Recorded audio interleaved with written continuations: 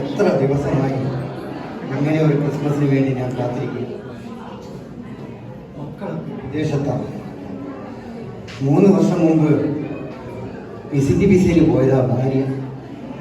3 വർഷമായി ഞാനിവിടെ ഒറ്റയ്ക്കാം. ഈ വർഷം വരും. ഇനി 4 ദിവസമേ ഉള്ളൂ ക്രിസ്മസിന്.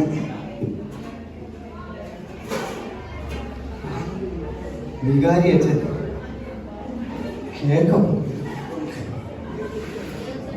ഇടയ്ക്കിടയ്ക്ക് വിളിക്കാറ്.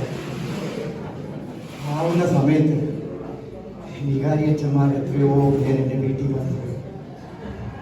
അന്നൊക്കെ ഞാൻ വെറും കൈയോടെ പറഞ്ഞു വിടുന്നത്. രാത്രി 12 മണിക്കും 1 മണിക്കൊക്കെ കുഞ്ഞുങ്ങളൊക്കെ പാടാൻ വരുമായിരുന്നു. 50 രൂപ 100 രൂപയുടെ മേളിൽ ഞാൻ കൊടുത്തിട്ടില്ല. ഇന്ന് അവരേ ഉള്ളൂ എനിക്ക്. ആ പൈസയൊക്കെ പിശുക്കി വെച്ച് മക്കൾക്ക് വേണ്ടി ഉണ്ടാക്കി. എന്ത് നേട്ടം! വിദേശത്ത് പോയവർക്ക് തന്തയെ വേണ്ട, മാതാവിനെ കൊണ്ടുപോകും. അതിന് മക്കളെ നോക്കണമല്ലോ. വരും, വരും. ഈ വീടല്ല എനിക്കുള്ള വീടാക്കി കൊച്ചുമക്കളെയൊക്കെ ഈ വീടിന് മുറ്റത്ത് മൊത്തം നടത്തണം. ഒരു 10 വയസ്സ് കുറഞ്ഞതുപോലെ ഉണ്ട്. ഇതിനിടയ്ക്ക് ആരാ പോണ്ടിയെന്ന്?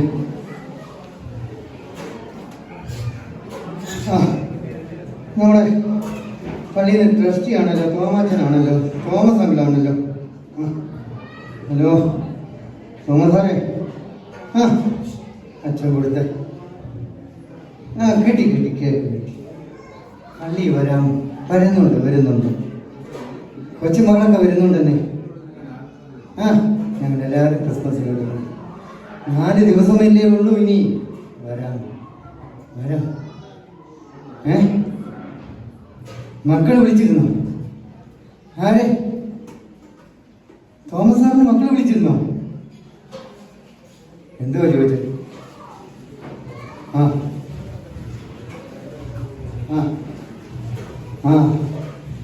സെമിത്തേരിയുടെ പണി കഴിഞ്ഞു. സാറെന്ത് പറഞ്ഞു? ഡൊണേഷൻ തരാനായിരിക്കും അല്ലേ? ഇല്ല, ഞാനവരോട് പറയത്തില്ല. സാറ് പറഞ്ഞു. എന്തുകൊണ്ടേ തുറന്നു പറഞ്ഞ സാറേ? മക്കൾക്ക് എന്താ പറഞ്ഞേ? സാറേ പറഞ്ഞ കാര്യം പറ. ഏത് ഭാഗത്ത് വേണമെന്നാ? അപ്പന് സെമിത്തേരി കല്ലറ ഏത് ഭാഗത്ത് വേണമെന്ന് എൻ്റെ മക്കൾ ചോദിച്ചത്. അത് വിട്ടേരെ തോന്നുന്നു സാറേ. ഒറ്റയ്ക്ക് പടം വെട്ടി വന്നവനെ ഞാൻ തീരുമാനിക്കുക എന്താ എൻ്റെ വേണമെന്ന് തോന്നുന്നു. സാറ് വെച്ചേ. ഞാൻ മക്കൾക്കൊന്ന് വിളിക്കട്ടെ. കൈയൊക്കെ വരയ്ക്കും. ഇപ്പം അമേരിക്കയില് പകലായിരിക്കും അല്ലേ? ഇരിക്കാം.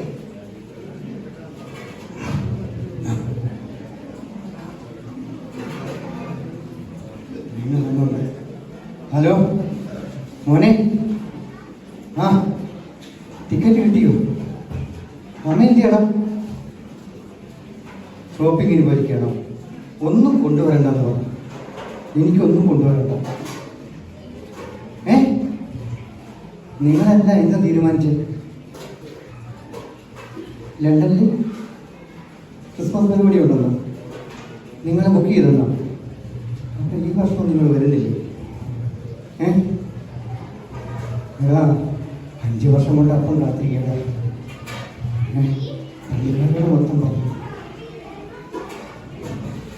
ടിക്കറ്റിന് ഇനി നിങ്ങൾ വരുമ്പോൾ ഞാനുള്ളതാണ്.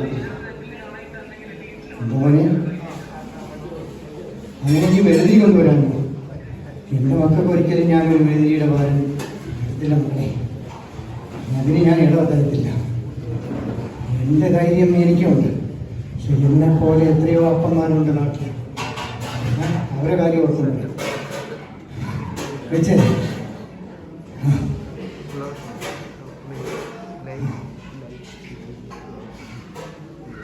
ആവുന്ന കാലത്ത് മക്കൾക്ക് വേണ്ടി സമ്പാദിച്ച് കൂട്ടുന്നു.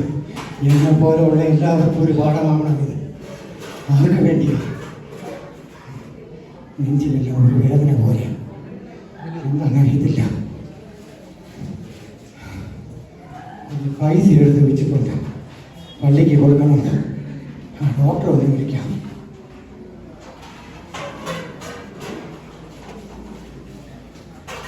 ഹലോ ഡോക്ടറെ, ഞാൻ മട്ടയ്യ. ഡോക്ടറെ, ഞാൻ പറയുന്ന കാര്യം റെക്കോർഡ് ചെയ്യണം. എനിക്ക് ഒട്ടുവയ്യ ഡോക്ടറെ. ഇല്ല, മക്കളൊന്നും വരുന്നില്ല, മക്കളാരും വരുന്നു തോന്നില്ല. ഡോക്ടറെ എനിക്കൊരു ഉപകാരം ചെയ്യണം. എത്രയോ ഉപകാരങ്ങൾ ചെയ്തത്. എൻ്റെ സ്വന്തം സമ്പാദ്യത്തിൽ കുറച്ച് പൈസ എടുത്ത് എൻ്റെ ഈ അലമാരയിൽ എടുക്കും. ഡോക്ടർ വന്ന് അതെടുത്ത് വികാരി അച്ഛൻ്റെ കയ്യിൽ കൊടുക്കണം. പിന്നെ ഡോക്ടറിന് കുറച്ച് പൈസ തരാൻ കൊടുക്കും. അതിൻ്റെ സ്വന്തം പൈസയാണ്.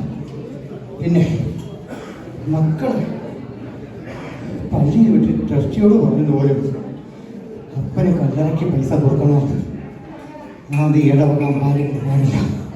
ഡോക്ടറെ,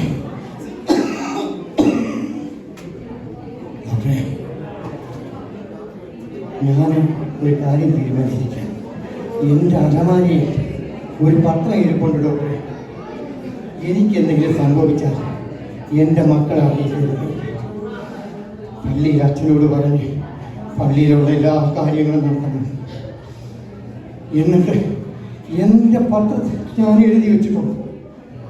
എൻ്റെ പള്ളിയിലുള്ള എല്ലാ കാര്യങ്ങളും കഴിഞ്ഞ് എൻ്റെ ബോഡി മെഡിക്കൽ കോളേജിൽ വിട്ടുകൊടുക്കണം. പല കുഞ്ഞുങ്ങളും പഠിക്കട്ടെ, അവർക്കൊരു ഉപകാരമാകും.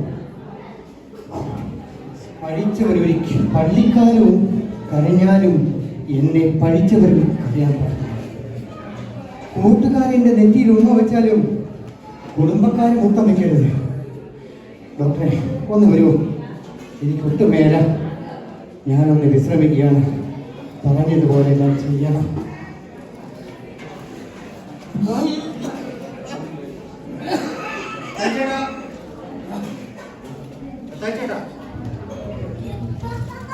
ഓഹോ, ഉച്ചമയക്കത്തിലാണ്.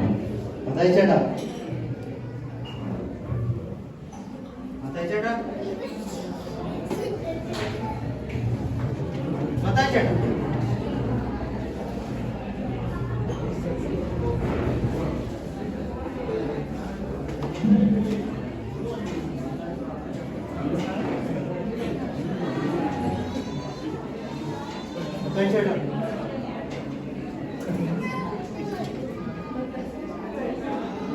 ചേട്ടൻ നമ്മളെ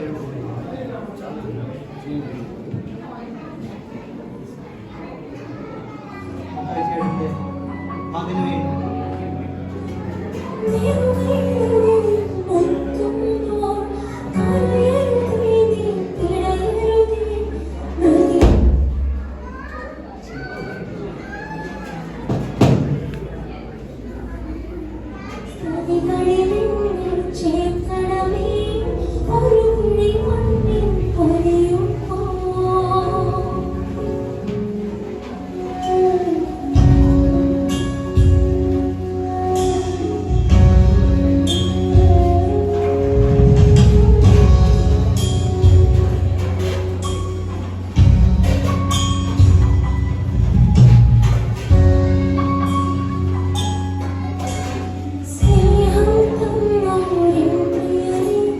Thank you.